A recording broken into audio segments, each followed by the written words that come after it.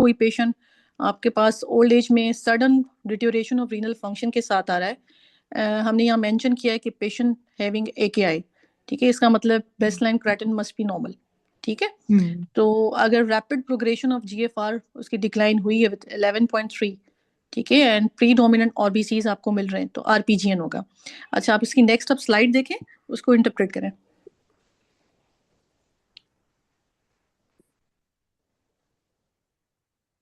Okay, this is a light microscopy image with HMI staining and ठीक है,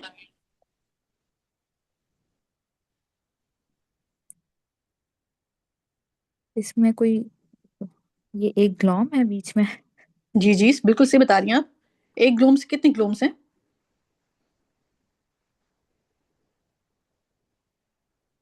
can you appreciate women's capsule नजर आ रहा है आपको इसमें? नहीं। नहीं आ रहा, ठीक है। तो आप इस सिनेरियो के साथ इस तरह की पिक्चर आपको मिल रही है, आपको हाइपर सेल्यूलरिटी मिल रही है, एक्स्ट्रा कैपिलरी ना, तो क्या बनेगा फिर? क्रिसेंट है मतलब। ठीक है, तो क्रीसेंट है ये। इसमें मैसिव कोलैप्स हुआ हुआ है, इसलिए आपको बॉमेंस कैप्सूल नजर ही नहीं आ रहा। तो इसको अगर आप डिफाइन करेंगे, लाइट माइक्रोस्कोपिक व्यू है विथ ये वाला कौन सा स्टेन है? ये ट्राइक्रोम स्टेन है। ये ब्लैक ब्लैक कौन सा होता है?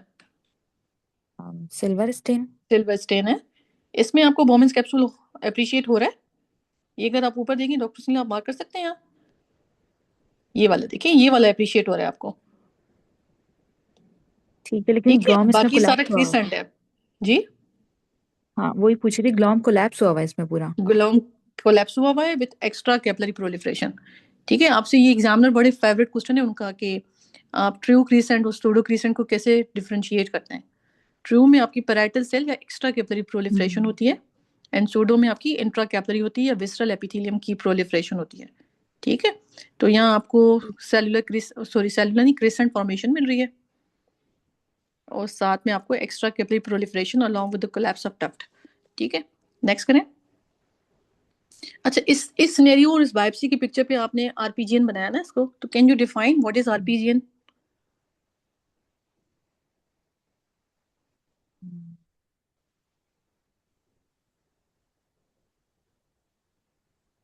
आरपीजीएन तो मतलब क्लिनिकल डायग्नोसिस होगी ना।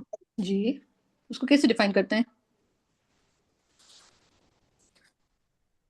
डॉक्टर बेला, उसमें आरपीजीएन ये होते हैं कि sudden deterioration of kidney function with in days two weeks. ठीक है, कितना कितना ड्यूरेशन हो, और कितने ड्यूरेशन में? More than 1 week 30%। भी हो सकता है, 1 वीक भी हो सकता है, 2-3 डेज भी हो सकता है, मतलब डेज टू वीक्स। ठीक है, इसका कट ऑफ होता है ना कि अगर आपका आरपीजीएन आप किसी पेशेंट को लेबल कर रहे हैं तो आपका लॉस ऑफ किडनी फंक्शन या renal function should be more than 50% and less than 3 months हो, ठीक है। ठीक है। ये इसका डेफिनेशन है जो हमारे कैडिगो में लिखा हुआ है।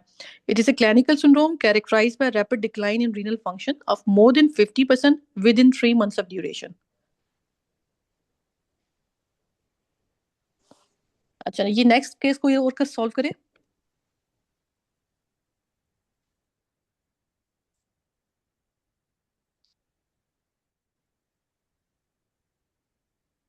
A 64-year-old male, rapidly progressive renal failure.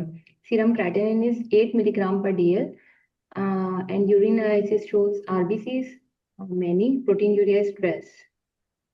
First वाली पिक्चर को देखें जो लाइट माइक्रोस्कोपिक है, ये कौन सा स्टेन है पहले ये बताएं। HA नहीं है। एचएनई में आपको नहीं, पास है बेसमेंट मेम्ब्रेन पर मर्जेंडा कलर है।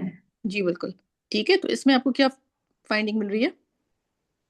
डॉक्टर बिला, इसमें भी सेम वही एक्स्ट्रा कैपिलरी प्रोलिफरेशन है और कोलैप्स है।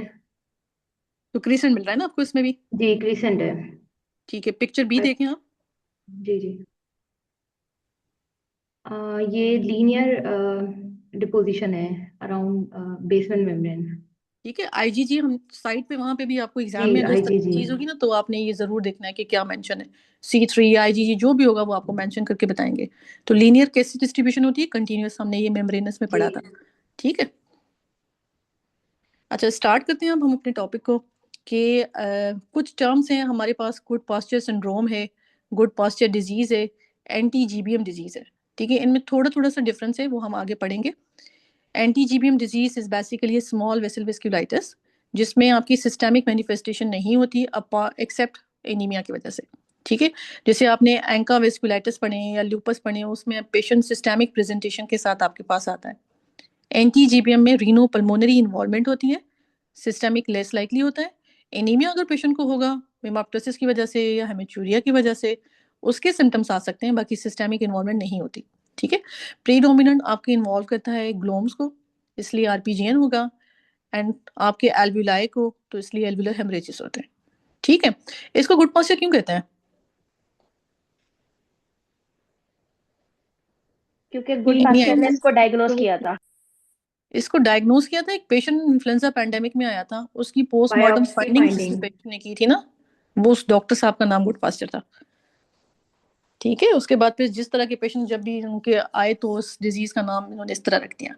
अच्छा, मैं आपको इसमें ना एक निमोनिक बताती हूँ, 1 to 5 आप याद करें, ये आपको BCQs जो लोग दे रहे हैं उनको हेल्प करेगा, ठीक है। आप 1 से 5 तक याद करेंगे रिलेटेड टू एंटी जीबीएम।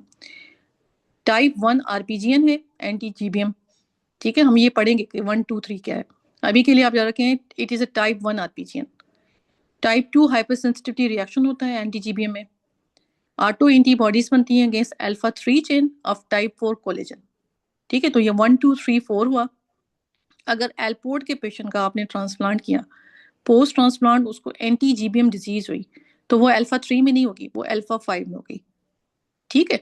ये आपकी BCQs में बड़ी चीजें रिपीट होती हैं, तो ये आप इसका निमोनिक याद कर लें 1 to 5, तो आपको उसमें हेल्प मिलेगी। अच्छा, हमने कहा ये टाइप 1 आरपीजीएन है, तो हम कैसे क्लासिफाई करते हैं आरपीजीएन को,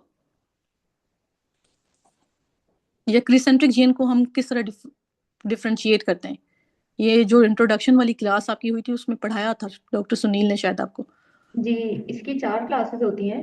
टाइप 1 में लीनियर डिपोजिशन होती है जिसमें एंटी जीबीएम आ जाता है। टाइप 2 में ग्रेन्युलर होती है डिपोजिशन।